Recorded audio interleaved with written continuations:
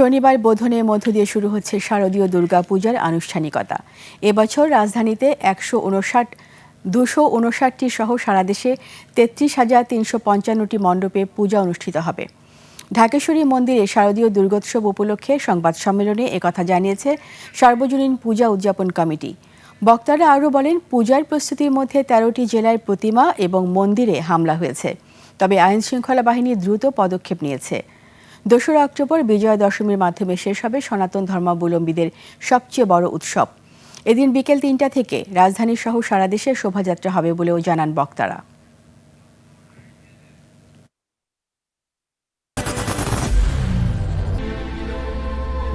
I am Ox.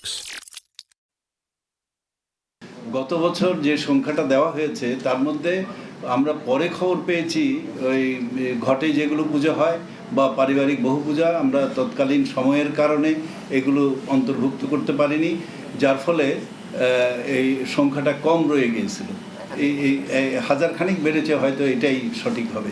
আশা করি এবার পূজাতে সারা দেশের 18 কোটি মানুষ ঐক্যবদ্ধভাবে আমরা এই আনন্দের সাথে নিজেদেরকে সম্পৃক্ত করব, যেখানে বলা হচ্ছে ধর্ম যার যার উৎসব সবার।